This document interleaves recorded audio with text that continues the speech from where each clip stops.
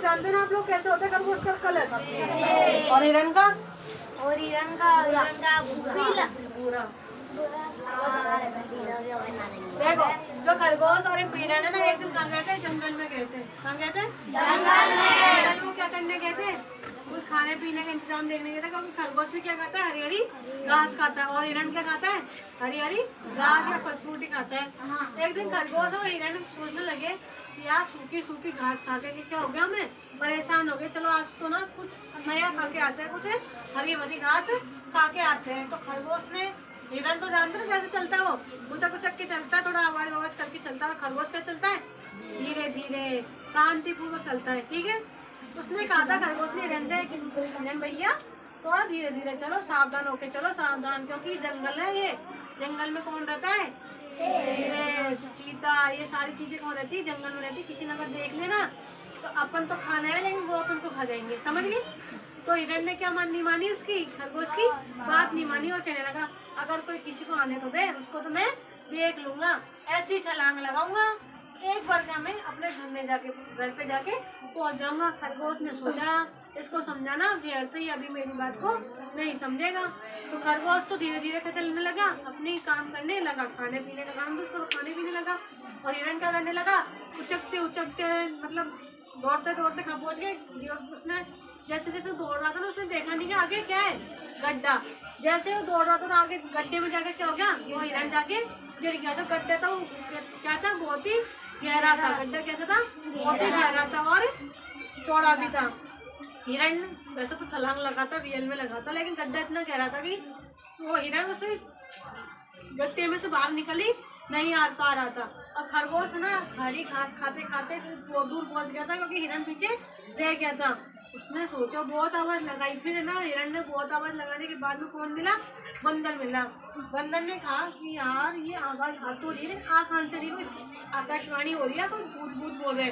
फिर हिरन बोला कि मैं इधर देखो, मैं गड्ढे के अंदर गिर गया हूँ। तो बंदर ने बोला कि देखो हिरन भाई, मैं तो अगर तेरे को निकालूंगा ना, अगर आपको निकालूंगा तो मैं इसमें जाके खुद ही गिर जाऊंगा, ऐसे करो कि आप छलांग लगाओ।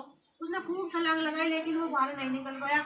जैसे वो दोबारा ना चिल्लाने लगा, उसकी आवाज को सुन के फिर खरगोश भी आ गया, भालू भी आ गया, लोमड़ी भी आ गई। वहाँ पे जंगल में जितने भी थे ना जानवर, वो सारे आ गए, एक ओनली शेर को और चीता को छोड़ के।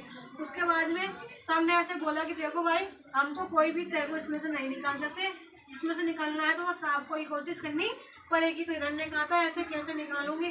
फिर खरगोश ने दिमाग लगाया, अगर ये इसको डराएंगे नहीं ना तो क्या नहीं होगा, ये डरेगा नहीं तो ये खुद अपने आप को ज्यादा ऊंची छलांग नहीं लगा पाएगा। खरगोश ने कहा था कि अभी चीता आने वाला, तुम लोग आपको इतनी आवाज कर रहे, आगे तुझको खा जाएगी, हम तो यहाँ से सब भाग जाएंगे। हिरन डर गया, और डरने के बाद वो कहते ना डर के मारे इंसान कुछ भी कर देता। तो डर के मारे उसने क्या करी, ऊंची छलांग लगा के गड्ढे में से बाहर निकल गया था। जैसे वो गड्ढे में बाहर निकल गया तो उसको क्या हो गया, अपने आप में घमंड हो गया था, अभिमान आ गया कि हाँ मैं तो खुद ही निकल गया, तो मुझे तो किसी की जरूरत है नहीं है। फिर जैसे उसने घमंड आया तो लोमड़ी ने बोला कि तुम ये इस गड्ढे में से निकले तो कैसे निकले? तुम्हें अगर निकलना आता था तो पहले निकल जाते थे, इतनी देर क्यों लगाया, हमको क्यों बुलाया? तो हिरन ने बोला कि मैं तो तुम्हें दिखाना चाहता था अपनी छलांग। तो वो बोला कैसे छलांग दिखाना चाहता था कि एक बार दोबारा लगा के दिखाओ। हिरन तो वैसे मूर्ख है, हिरन ने क्या कहा, वो भागते भागते दोबारा आके किसमें गिर गया? गड्ढे में आके गिर गया। फिर से बोला अब निकल के दिखाओ। लोमड़ी ने बोला, फिर वो इतनी छलांग लगाई, लेकिन वो गड्ढे में से नहीं निकल पाया। फिर धीरे धीरे क्या हो गया, फिर धीरे धीरे उसने बहुत कोशिश की, खरगोश ने भी करी। फिर उसकी वो हरकतें इतनी ना, भालू ने उसकी हरकतों को क्या बोला, ये मूर्ख हिरन तो कुछ भी नहीं जानता, खुद पे घमंड करता रहता है, अब पड़ेगा उसमें से। लेकिन उसको निकालने के लिए बहुत कोशिश करी। बंदरों ने क्या बोला, खरगोश ने क्या बांधे, उस पे रस्सी बांधी, रस्सी को पकड़ के हिरन को क्या निकाला, जंगल गड्ढे में से बाहर निकाला। फिर बोला कि अब दोबारा ऐसी मूर्खता मत करना, इसलिए कभी भी अपने ऊपर घमंड नहीं करना चाहिए, ना खुद घमंड करोगे इसमें कितना नुकसान होगा, किसका नुकसान होगा, उसका ही नुकसान हो जाएगा। समझ गए?